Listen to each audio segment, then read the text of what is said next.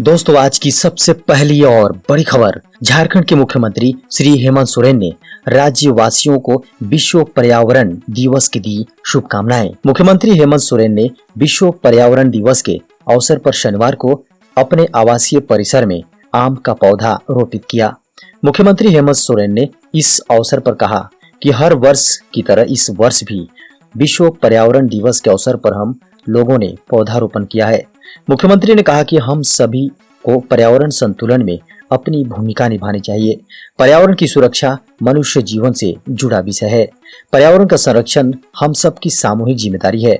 उन्होंने कहा कि हर हाल में राज्य में हरियाली बनाए रखने की आवश्यकता है। विश्व पर्यावरण दिवस के मौके पर MS धोनी ने अपने दोस्तों के साथ लगाए पीपल के पौधे। दोस्तों, विश्व पर्यावरण दिवस के मौके पर महेंद्र सिंह धोनी ने पौधारोपण कर हरित दुनिया का संदेश दिया। शनिवार सुबह अपने फार्म हाउस पहुंचकर माही ने पीपल का पौधा लगाया। इस दौरान धोनी के साथ पहुंचे उनके करीबी मित्रों और फार्म हाउस के कर्मचारियों ने भी पीपल के पौधे लगाए। पर्यावरण दिवस को ध्यान में रखते हुए बड़ी संख्या में धोनी के फार्म हाउस में पीपल और नारियल के पौधे मंगवाए थे, जिन्हें लगाया गया। अपनी रेंज रोवर कार में फार्म हाउस पहुंचे धोनी ने फार्म हाउस में स्वयं पीपल का पौधा लगाया। साथ ही अपने सभी कर्मचारियों को हर दिन एक एक पौधा लगाने की सलाह दी। रांची में शुक्रवार से लापता डोभा से 2 नाबालिग का शव बरामद। दोस्तों, झारखंड की राजधानी रांची जिला के नगड़ी थाना क्षेत्र में संदेहास्पद स्थिति में डोभा से 2 नाबालिग बच्चे का शव बरामद हुआ है। यह घटना नगड़ी थाना क्षेत्र का है, जहां एक डोभा में 2 बच्चों के शव मिलने से सनसनी फैल गई। दोनों बच्चों के शव संदेहास्पद स्थिति में डोभा से बरामद किया गया। स्थानीय ग्रामीणों द्वारा आशंका व्यक्त की जा रही है कि दोनों बच्चों की हत्या कर उनका शव डोभा में फेंक दिया गया है। इस घटना की सूचना मिलने के बाद मौके पर स्थानीय पुलिस पहुंचकर मामले की छानबीन में जुट गई है। झारखंड में शराब की बिक्री को सौंपा जाएगा प्राइवेट हैंड्स में। दोस्तों, झारखंड में शराब की बिक्री निजी क्षेत्रों में दे दी गई है। शराब की बिक्री का विशेषाधिकार झारखंड स्टेट बिवरेजेज कॉरपोरेशन लिमिटेड यानी JSBCL के पास अब नहीं रहेगा। झारखंड में शराब की बिक्री अब 2010 के पहले जैसी व्यवस्था के अनुसार होगी। व्यवसायी और कंपनियां अब झारखंड में शराब की थोक बिक्री करेंगे। कैबिनेट की बैठक में यह निर्णय लिया गया है। 2010 में JSBCL का गठन किया गया था और उसे ही राज्य में थोक देसी और विदेशी शराब की बिक्री का विशेष अधिकार दे दिया गया था। इस फैसले से उत्पाद एवं मद्य निषेध में राजस्व बढ़ोतरी होने की संभावना है। मंत्रिपरिषद ने विभिन्न प्रकार के शराब के लिए उत्पाद कर की दर में बढ़ोतरी के प्रस्ताव को भी मंजूरी दी है। इंडियन रेलवे ने निकाली 10वीं पास के लिए बिना परीक्षा 3322 भर्तियां। दोस्तों, दक्षिण रेलवे ने ट्रेड अप्रेंटाइज की कुल 3322 वैकेंसी निकाली है। ये नियुक्तियां फिटर, वेल्डर, पेंटर समेत विभिन्न ट्रेड्स के लिए ली जाएगी। ऑनलाइन आवेदन की अंतिम तिथि 30 जून 2021 निर्धारित है। अप्रेंटाइज की इस भर्ती के लिए कोई परीक्षा और इंटरव्यू नहीं होगा। यह भर्ती 10वीं क्लास, जी हाँ 10वीं कक्षा व ITI कोर्स में प्राप्त मार्क्स के अनुसार होगी। दोनों के मार्क्स को बराबर वेटेज दिया जाएगा। इन मार्क्स के आधार पर एक मेरिट बनेगी। इसी मेरिट के आधार पर उम्मीदवारों का चयन होगा। बड़कागांव विधायक अंबा प्रसाद की अचानक बिगड़ी तबीयत। दोस्तों, बड़कागांव विधायक अंबा प्रसाद की अचानक तबीयत खराब हो गई। अंबा प्रसाद को रामगढ़ सदर अस्पताल में एडमिट किया गया। डॉक्टरों की टीम उनकी जांच कर रही है। वह भुरकुंडा क्षेत्र में सड़क निरीक्षण कर रही थी। उसी दौरान उनकी तबीयत बिगड़ी। इलाज के लिए उन्हें तुरंत हॉस्पिटल में भर्ती किया गया। रामगढ़ विधायक ममता देवी उनका हाल चाल लेने पहुंची। अंबा को सांस लेने में तकलीफ हो रही है। आपको बता दें कि अंबा प्रसाद को सलाइन चढ़ाया जा रहा है। ओरमांझी जैविक उद्यान में नर भालू ने मादा को पटक पटक कर मारा। दोस्तों, रांची के ओरमांझी स्थित बिरसा जैविक उद्यान में मादा भालू की मौत हो गई। बताया जा रहा है कि नर और मादा भालू के बीच लड़ाई हो गई थी, जिसमें मादा भालू की मौत हो गई।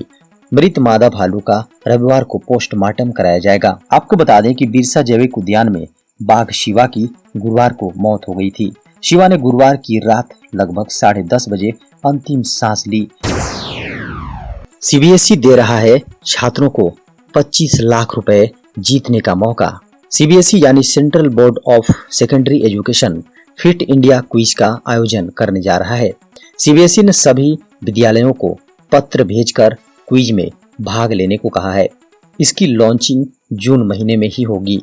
स्कूलों के लिए रजिस्ट्रेशन 1 जुलाई 2021 से शुरू होगा, जो 31 जुलाई तक चलेगा। रजिस्ट्रेशन के लिए सीबीएसई की वेबसाइट cbse.nic.in पर जाकर इस पर आप रजिस्ट्रेशन करा सकते हैं। क्विज 4 राउंड में होगा। पहला राउंड स्कूल राउंड होगा। इसके तहत स्कूल अपने स्कूल से कम 2 छात्रों का रजिस्ट्रेशन कराएंगे। इससे अधिक भी करा सकते हैं। इसके बाद प्रिलिमिनरी राउंड के तहत ऑनलाइन मल्टीपल चॉइस प्रश्न पूछे जाएंगे। इसका आयोजन एनटीए करेगा। स्टेट राउंड का आयोजन संबंधित राज्य फिट इंडिया मिशन के सहयोग से करेगा। आपको बता दें कि इसमें स्कूल स्तर पर चयनित छात्र भाग लेंगे। झारखंड के ग्रामीण क्षेत्रों में 2 महीने में हुई 24,849 मौतें। दोस्तों, झारखंड के ग्रामीण क्षेत्रों में कोरोना की दूसरी लहर के बीच 24,849 लोगों की मृत्यु हो गई। ये मौतें 1 अप्रैल से 30 मई के बीच हैं। इसमें कोरोना व अन्य कारणों से होने वाली मौतें शामिल है। वहीं स्वास्थ्य विभाग की ओर से जारी रोजाना रिपोर्ट के अनुसार राज्य भर में 1 अप्रैल से 4 मई तक कोरोना वायरस से 3,920 मौतें हुई हैं। पहली लहर में अप्रैल 2020 से मार्च 2021 तक 114 मौतें हुई थी। 3,920 मौतें मात्र 60 दिन में हुई हैं।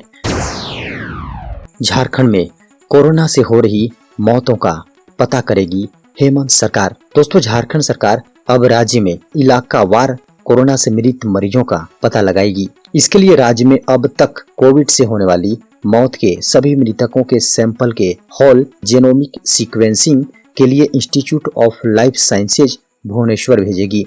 इससे सरकार इस बात की जानकारी जुटाएगी कि राज्य में कितने प्रकार के कोविड म्यूटेंट एक्टिव थे और कौन सा कितना खतरनाक है। इतना ही नहीं, सरकार ने निर्णय लिया है कि झारखंड में कोविड के सबसे ज्यादा संक्रमित इलाके के 15 सैंपल हर 15 दिन में जेनोमिक सीक्वेंसिंग के लिए institute of life sciences Bhubaneswar भेजेगी, ताकि म्यूटेंट की सक्रियता का अंदाजा लगाया जा सके और उस पर काबू पाने के लिए जरूरी कदम उठाए जा सके। कृषि एवं पशुपालन विभाग ने मानसून शुरू होने से पहले किसानों के बीच बीज बांटने का टारगेट तय किया है। शनिवार को विभागीय बैठक में मंत्री बादल पत्रलेख ने कहा, इस बार किसानों को समय से पहले बीज उपलब्ध कराया जा रहा है। राज्य के सभी किसानों को 50% की अनुदानित दर पर मानसून आने से पहले ही बीज उपलब्ध करा दिया जाना है। किसानों से अपील करते हुए उन्होंने कहा कि जिन्हें भी बीज की आवश्यकता हो वे पैक्स के माध्यम से टोकन प्राप्त कर बीज लग सकते हैं। बीज के वितरण में किसी भी प्रकार की अनियमितता न हो, इसलिए सभी जनप्रतिनिधियों के माध्यम से बीज वितरण कराया जाएगा। उन्होंने नेपाल हाउस से कृषि जागरूकता रथ को हरी झंडी दिखाकर रवाना किया। झारखंड के पूर्व मुख्यमंत्री श्री रघुवर दास ने कहा, 183 अनाथ बच्चों की देखभाल के लिए शुरू हो बाल सेवा योजना। कोरोना संकट के दौरान लगभग 200 बच्चे अपने माता पिता को खो बैठे। कई परिवारों पर कोरोना कहर बनकर टूटा। राज्य सरकार के स्तर से ऐसे बच्चों की तलाश जारी है जिनके अभिभावक दूसरी लहर की चपेट में आ गए। अब पूर्व सीएम रघुवर दास ने सीएम हेमंत सोरेन से मांग की है कि अनाथ बच्चों की देखभाल के लिए जल्द से जल्द बाल सेवा योजना शुरू की जाए। इस संबंध में मुख्यमंत्री को पत्र भी लिखा है। कहा कि केंद्र सरकार के अलावा उत्तर प्रदेश एवं मध्य प्रदेश आदि सरकारों ने भी अनाथ बच्चों की मदद के लिए कई तरह की सेवा योजनाओं की घोषणा की है।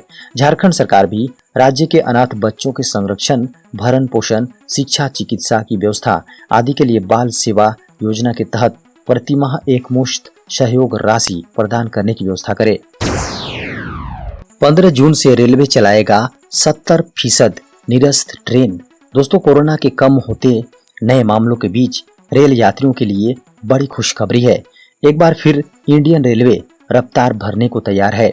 रेलवे बोर्ड की पहल पर कई जोड़ी स्पेशल ट्रेनें फिर से शुरू की जा रही हैं।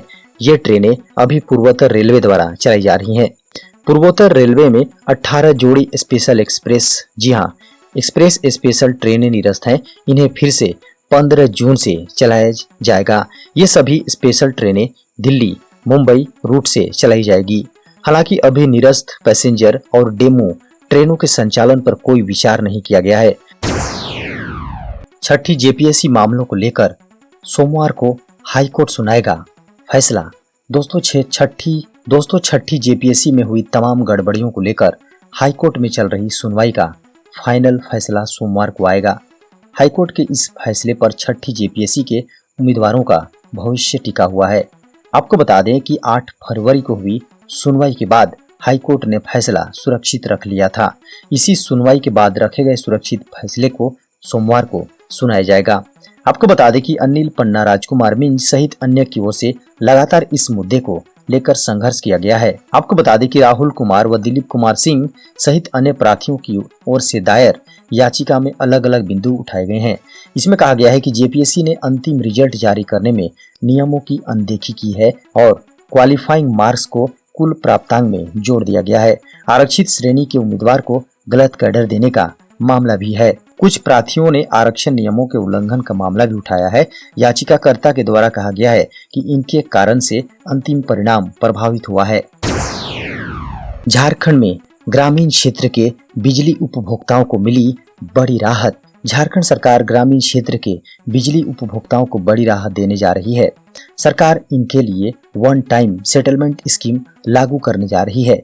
इस योजना के तहत उपभोक्ताओं के बिजली बिल की बकाया राशि के समायोजन के लिए करार किया जाएगा। इसमें उपभोक्ता बिना विलंब शुल्क दिए बकाया बिजली का भुगतान कर सकेंगे। शुक्रवार को राज्य मंत्री परिषद में झारखंड बिजली वितरण निगम के इस प्रस्ताव की मंजूरी से ग्रामीण क्षेत्रों के उपभोक्ताओं को राहत मिलेगी। कई विधायकों ने राज्य सरकार से शिकायत की थी कि ग्रामीण क्षेत्रों में बिजली के उपभोक्ता बकाया बिल के ज्यादा राशि को लेकर परेशान है। इसका निदान इस निर्णय से होगा।